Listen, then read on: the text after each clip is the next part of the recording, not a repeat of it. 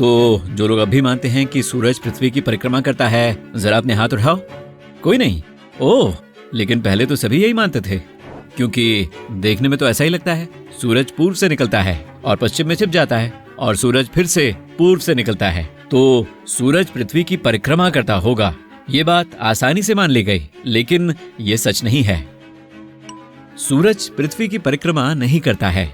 अब सभी लोग इस बात को जानते हैं, लेकिन पहले नहीं जानते थे। फिर लोग अभी भी यह क्यों मानते हैं कि चांद पृथ्वी की परिक्रमा करता है? ये भी सच नहीं है। साइंस के लिए यूनिवर्सली एक्सेप्टेड फैक्ट्स को बदलना कितना मुश्किल रहा है, इसका अंदाजा लगाने के लिए हमें 500 साल पीछे जाना होगा। निकोलस कोपर्निकस ने 1510 के आसपास सबसे पहले एक हीलियोसेंट्रिक यानी सूर्य केंद्रित सोलर सिस्टम प्रपोज किया था, लेकिन उन्होंने इसे सार्वजनिक नहीं किया। कोपर्निकस ने व्यक्तिगत रूप से दूसरे एस्ट्रोनॉमर्स को खत लिखकर बताया कि क्यों उस समय स्वीकृत पृथ्वी केंद्रित सोलर सिस्टम को हटाकर ज्यादा सीधा और एस्ट्रोनॉमिकली सही सूर्य केंद्रित या सन सेंटर्ड सोलर सिस्टम लाया जाना चाहिए। सन सेंटर्ड सोलर सिस्टम को प्रमोट करने में कोपर्निकस के सामने आने वाली मुश्किल एक और बोल्ड कंसेप्चुअल इनोवेशन पर निर्भर थी, वो ये कि पृथ्वी एक धुरी पर घूमती है। कोपर्निकस का पृथ्वी के घूमने का कॉन्सेप्ट बाइबल के 5 मूल कथनों को खारिज करता था, जिनके मुताबिक पृथ्वी एक निश्चित नींव पर बनाई गई थी जो अपनी जगह से कभी नहीं हिलेगी। और कैथोलिक चर्च दुनिया के इस नजरिए पर सवाल उठने या इसे बदलने देने वाला नहीं था।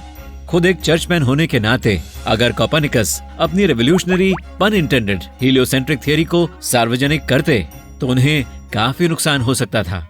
लेकिन 100 साल बाद गैलीलियो गैलीली इतना चुप रहने वाले नहीं थे।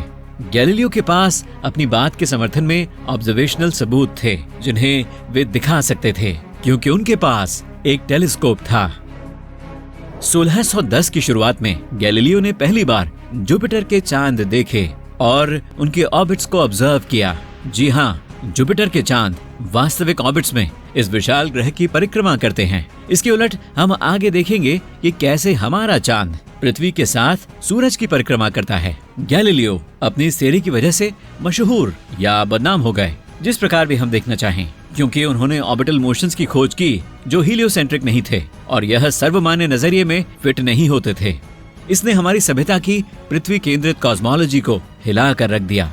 गैलीलियो वाकई एक क्रांतिकारी यानी रेवोल्यूशनरी थे। बाद में 1610 में ही गैलीलियो ने अपने टेलीस्कोप से, जिसका अपर्चर केवल 38 मिलीमीटर का था, वीनस यानी शुक्र ग्रह को फेजेस से गुजरते देखा, ठीक उसी तरह जैसे चांद कई चरणों से गुजरता है। गैलीलियो ने अपनी नोटबुक में लैटिन में लिखा कि वीनस चांद की नकल करता है। इन ऑब्जर्वेशंस का कोई और एक्सप्लेनेशन नहीं हो सकता था। वीनस सूरज की परिक्रमा कर रहा था। जब गैलीलियो ने अपना टेलीस्कोप पीसा के ग्रेट स्क्वायर पर लगाया तो लोग इसमें देखने से डरते थे। उन्हें डर था कि इससे दुनिया को देखने का उनका नजरिया रेवोल्यूशनाइज हो जाएगा। यह सोचने में अजीब लग सकता है, लेकिन फिलहाल हम भी चांद के सूरज की परिक्रमा करने और पृथ्वी के साथ एक दोहरे ग्रह की तरह काम करने को लेकर कुछ वैसा ही अनुभव कर रहे हैं। लोग, जिनमें वैज्ञानिक भी शामिल हैं, चांद यानी मून को इसके clever official international astronomical union वाले नाम के रूप में देखना चाहते हैं।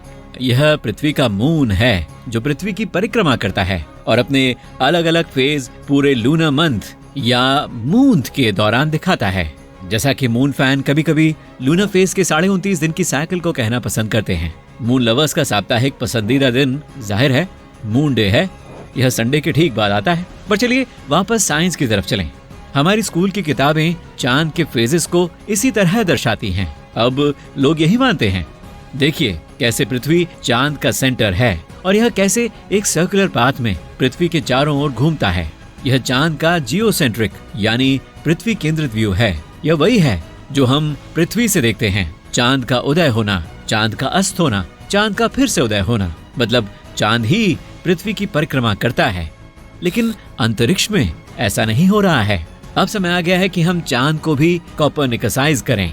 अब हमें चांद को एक हीलियोसेंट्रिक नजरिए से देखना शुरू करना होगा, जैसा कि हम सोलर सिस्टम में बाकी सभी चीजों के साथ करते हैं। सबसे पहले तो चांद के फेजेस का जियोसेंट्रिक व्यू पृथ्वी को स्थिर दिखाता है। जो पूरे महीने चांद के ऑर्बिट के सेंटर में रहती है। लेकिन पृथ्वी स्थिर तो बिल्कुल नहीं है। हम सूरज की परिक्रमा लगभग 1,06,000 किलोमीटर प्रति घंटे से 1,09,000 किलोमीटर प्रति घंटे की रफ्तार से कर रहे हैं, जो कि काफी तेज है। इसलिए चांद का एक स्थिर पृथ्वी की परिक्रमा करने का कोई भी सिनेरियो पूरी तरह से भ्रमित करने वाला है और असल में पूरी तरह से गलत है। अंतरिक्ष से पृथ्वी और चांद के एक साथ घूमने का हीलियोसेंट्रिक व्यू कुछ इस तरह का दिखेगा। ध्यान दीजिए कि चांद पृथ्वी की परिक्रमा नहीं कर रहा है, बल्कि यह पृथ्वी के साथ साथ सूरज की परिक्रमा कर रहा है। सूरज के इर्द गिर्द चांद का पाथ एक साइनोसॉइडल पाथ है। पृथ्वी के लगातार आगे बढ़ने वाले पाथ के आगे पीछे। ध्यान से देखिए कि चांद हमेशा आगे की तरफ जाता है। यह कभी भी सूरज या पृथ्वी के पीछे नहीं जाता है, हमेशा आगे की तरफ चलें। और साइनोसॉइडल होने की वजह से चांद का पाथ उस तरह से एक ऑर्बिट के तौर पर क्वालिफाई नहीं करता है जैसे सोलर सिस्टम के दूसरे चांद इलिप्टिकल पाथ में अपने ग्रह की परिक्रमा करते हैं। इसलिए यह कहना गलत होगा कि चांद पृथ्वी की परिक्रमा करता है। चांद पृथ्वी के साथ सूरज की परिक्रमा करता है, या चांद और पृथ्वी दोनों सूरज की परिक्रमा करते हैं। ऐसे स्टेटमेंट्स हैं जिन्हें कोपर्निकस और गैलीलियो दोनों सही कहेंगे। लेकिन आज विज्ञान के लिए चांद के हीलियोसेंट्रिक व्यू को अपनाना मुश्किल हो रहा है। शायद बहुत सारी किताबें फिर से छापनी पड़ेंगी। शायद बहुत सारे एस्ट्रोनॉमी के प्रोफेसर्स को यह मानना पड़ेगा कि वो अपने पूरे करियर में गलत थे। इन्हीं वजहों से चांद के रेवोल्यूशनरी हीलियोसेंट्रिक व्यू को सर्वमान्य होने से रोकने के लिए ऑब्जेक्शंस उठाए जाते हैं। ऐसा ही एक ऑब्जेक्शन ये है कि चांद कभी भी पृथ्वी के ग्रेविटी वेल को नहीं छोड़ता है और इसलिए इसे पृथ्वी का चांद, एक ऑर्बिटल, जो कि उपग्रह के लिए एस्ट्रोनॉमिकल शब्द है, माना जाना चाहिए। बेशक चांद पृथ्वी की ग्रेविटी वेल से कभी नहीं निकलता है, नहीं तो हम चांद को खो देंगे। लेकिन इस जाने माने निश्चित फैक्ट के रिप्रेजेंटेशन में चांद को हमेशा पृथ्वी की परिक्रमा ग्रेविटी वेल के अंदर करते दिखाया जाता है, और ये सच नहीं है।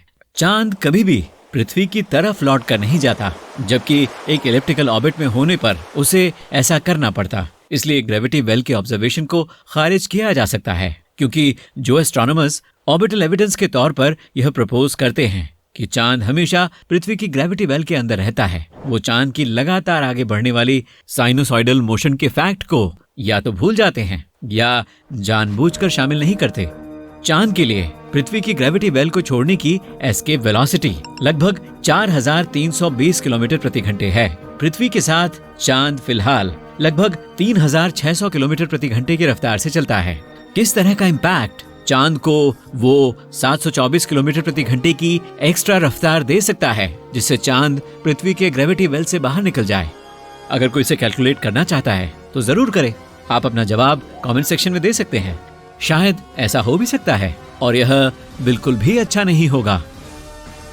चांद को हीलियोसेंट्रिक दृष्टिकोण से देखने पर एक और ऑब्जेक्शन है, और इसमें अर्थ मून सिस्टम का बेरी सेंटर शामिल है।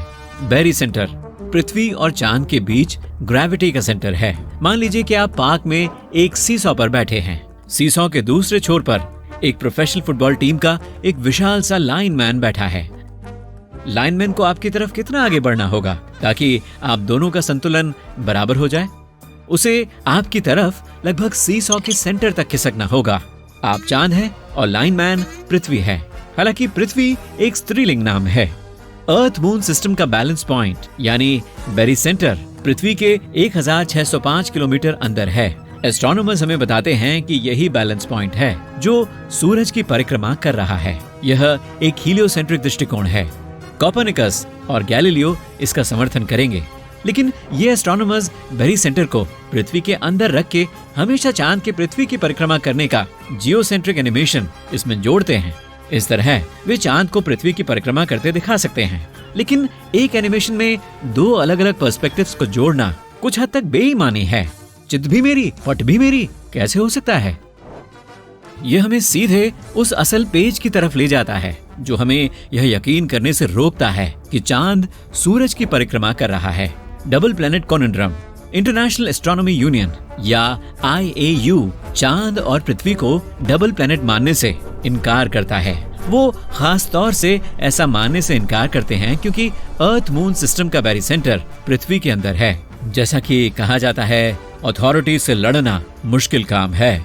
आपको याद होगा कि IAU या आप फ्रेंच डेजिग्नेशन का इस्तेमाल करते हैं तो UAI ने प्लूटो को बौने ग्रह का दर्जा दिया था और अभी इस फैसले को नहीं बदला है, जबकि इस बात के पर्याप्त सबूत मौजूद हैं कि प्लूटो 9वां ग्रह है। शायद हमें इस बात पर सोचना चाहिए कि अर्थलिंग या पृथ्वीवासी होने का मतलब क्या है। अर्थलिंग होने का मतलब है कि हम अंतरिक्ष में जन्मे मनुष्य हैं जो एक स्पाइरल गैलेक्सी के बाहरी इलाके के पास एक पीले स्टार की परिक्रमा करते हैं।